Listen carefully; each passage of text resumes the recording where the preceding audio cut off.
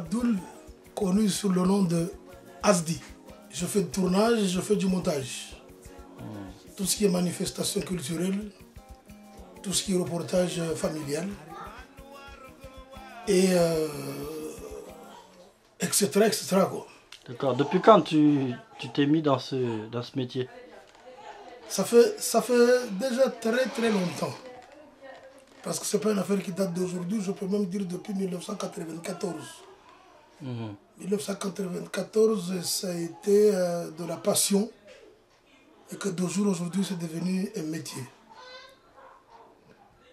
J'ai essayé de faire avec les associations depuis Marseille et puis reparti sur Mayotte pour installer le fameux studio Asdi Pro. Et de Mayotte, je suis atterri à Paris et toujours je continue. Et du coup, à Paris, c'est devenu un métier, quoi. Comment vous vous débrouillez? Comment vous fonctionnez pour faire marcher votre métier ou pour simplement, comme on a envie de savoir comment vous produisez quoi? Je produis, c'est par rapport aux associations surtout. C'est à la demande des associations. Qu'est-ce qu'ils demandent? Pour qu'on puisse leur faire des petits reportages associatifs parce qu'ils ont pas mal quand même de groupes qui arrivent d'ici, de Mayotte et même ceux qui sont ici, quoi, ici en France. Que ce soit du côté l'est à l'ouest comme nord au sud, quoi. Et puis bon, on fait la demande, on sait que Asdi il était là et c'est quelque chose qu'il faisait depuis longtemps. Les associations font la demande pour qu'on puisse leur faire leur journée culturelle, par exemple. Leur sortie des DVD. Et puis c'est parti de bouche à oreille ici. Et puis partout maintenant on est sollicité pour qu'on puisse y aller leur faire des reportages. D'accord. Alors comment comment vous fabriquez vos reportages? Quand vous partez en déplacement, alors quelle démarche vous faites? Qu'est-ce que vous faites? Qu'est-ce que vous négociez? Vous discutez avec qui? Et quand vous arrivez sur place, comment vous vous organisez? Vous filmez quoi? Et après, vous montez comment? Avec quel matériel? Comment vous vous organisez alors? Je m'organise en partant de Paris pour aller, par exemple, que ce soit Poitiers ou Bordeaux ou Limoges. Il y a le matériel de tournage que moi-même je sélectionne, tel que la caméra et puis tout ce qui est ordinateur, câble, appareil photo et tout ça là pour pouvoir y aller sur place. Mais avant tout ça, je me mets d'abord en relation avec les associations. On négocie tout ce qui est prix de déplacement et les quantités de DVD qu'eux, ils en demandent pour qu'on puisse aller le réaliser. Une fois sur place, arrivé, l'association m'accueille. Et puis sur place, on tourne. Une fois tourné, on remonte à Paris, parce que c'est à Paris où je suis installé. On remonte à Paris et arrive à Paris, c'est là qu'on va travailler, qu'on va faire nos montages. Je fais monter mon film là-dessus et puis bon, une fois le master qui est fait, l'association, on leur envoie quand même un extrait de cette fameux master.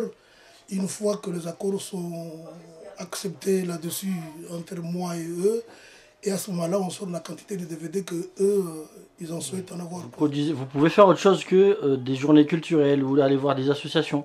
Oui, je peux faire autre chose tel que les mariages. Je peux faire tel que les mariages, d'autres événements aussi, des conférences par exemple, des clips, des films de sport. Je peux aussi faire ça, mais étant seul, c'est là où il y a beaucoup de difficultés, quoi. Parce que vous imaginez quelqu'un qui tourne, celui qui va encore monter, et ce n'est pas des distances qui sont très proches, mais c'est des distances qui sont très lointaines. Aller par exemple jusqu'à Toulouse pour réaliser un truc, revenir pour pouvoir le monter. Donc les frais déjà, ils sont déjà chers pour pouvoir déplacer pour aller jusqu'à l'endroit. Et mettre le prix avec tout ce qu'on fait, tel que la sérigraphie, la plastification de DVD, le montage et tout ça là, quand tu calcules. Parlez-nous un petit peu de vous. Vous venez d'où? Vous étiez où avant d'arriver ici? J'ai fait mon départ sur Marseille. Avec ce Asdi Pro que je dis qu'il était de la passion. Ensuite, je suis rentré à Mayotte pour créer le vrai studio Asdi, qu'à l'époque on l'appelait Asdi Vidéo. Je l'ai installé au bout de 4 ans à Mayotte, sur ma commune de Djordji l'Abattoir. Et au bout de 4 ans, comme le système changeait de analogique au numérique, je me suis dit, en 98, il faudrait que je parte parce que ici, avec l'analogique, ça commence déjà à se dégrader. Je suis revenu en France, j'ai eu quand même des formations à gauche, à droite. Et je suis passé en numérique, mais depuis là, je suis resté, là, je suis installé, resté à Paris, quoi. Si je comprends, donc alors, vous avez installé vos trucs à Mayotte, donc vous venez de l'abattoir en fait. Je viens de l'abattoir, oui. La commune de Dzaoudi, l'abattoir, plus précisément. Donc du coup, depuis 98 que je suis revenu ici à Paris, gauche à droite avec d'autres métiers pour pouvoir quand même y vivre. Mais j'avais toujours cette passion de la vidéo, toujours sur ma tête, quoi. Mayotte me manque, mais c'est tout simplement selon mes enquêtes que j'ai lancées avec des amis qui sont là-bas, c'est pas terrible pour installer un tel truc à Mayotte sur ça, quoi. Parce que ceux qui sont déjà là-bas me disent, venir faire un truc comme celle-là, comme tu le faisais à l'époque, oui, ça gagnait peut-être quelque chose parce que on avait la monnaie qui était en francs, mais là avec euros, sortir quelqu'un pour dire, filmer son mariage pour 500 € à 600 €, les gens se disent, non, attends, déjà j'ai à faire mon mariage, j'ai encore donné 500 € pour pouvoir faire de la vidéo. Sauf, je dis bien, ceux qui sont ici en France, et qui rentrent là-bas et qui voient la qualité de tournage que j'ai déjà réalisé. Et qui savent ce que je fais, quoi. Eux, peut-être oui, mais ceux qui sont là-bas, ça m'étonnerait beaucoup que... D'accord. Donc peut-être en allant là-bas, c'est faire autre chose, je veux dire. Dans toujours le domaine de la vidéo, peut-être les concerts, peut-être les films administratifs, peut-être tel que à la danse, comme dans les hôpitaux, peut-être ça pourrait faire quelque chose, mais bon. Pour les gens, je ne dis pas que ça ne peut pas y aller. Moi, personnellement, je ne peux pas dire que ça peut y aller, mais bon. Peut-être certaines personnes, oui, mais sur d'autres, non plus. Étant donné la vie chère actuelle de Mayotte, quelqu'un qui va dire non, je vais balancer 500 €, 600 € sur les reportages. Avant de finir, quel conseil donneriez-vous à quelqu'un qui voudrait se lancer dans ce genre de métier? Le conseil que je peux donner, il faut être vraiment, comment je veux dire, costaud là-dessus. Le conseil. Costaud pourquoi? Parce que ça demande beaucoup d'investissement déjà financiers. Et les déplacements qu'on fait tous les week-ends, parce que je ne suis pas uniquement qu'à Paris, toutes les associations qui sont ici en métropole me connaissent. Que ce soit, je veux dire, j'ai presque fait toute la France pour des tournages de Mbiou, étant donné ta musique quand ils arrivent là, ou Niamoja de Msamboro, ou certains orchestres qui sont de qui ont réussi, pour pouvoir les suivre, c'est quelque chose de costaud, quoi, je veux dire. Pour pouvoir le suivre, parce que ça demande, c'est beaucoup de l'argent que vous mettez en jeu. C'est beaucoup d'argent que vous mettez en jeu. Les déplacements. Et ça, ces déplacements, non seulement que ce soit par la SNCF, mais c'est fait sur des véhicules personnels.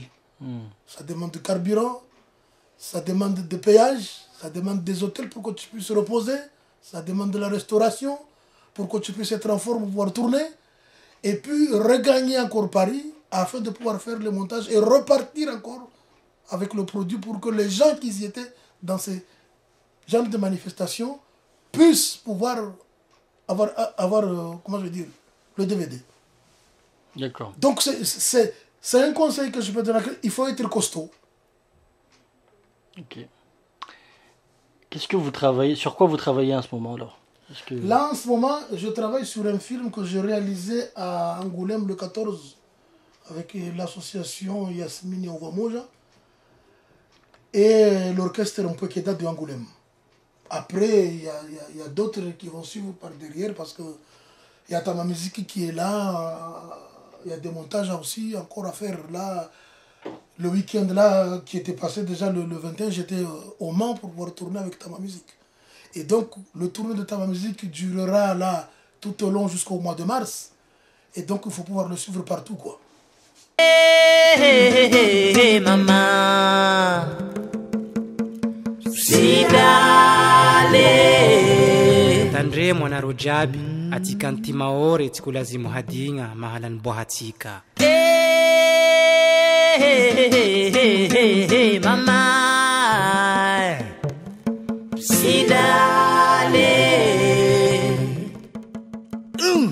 wawe mgwana ngwana, wawe mgwana, wawe mgwana ngwana, wa mtungwana, wawe mgwana ngwana, wawe mgwana, wawe mgwana ngwana, wa mtungwana, usilale mgwana.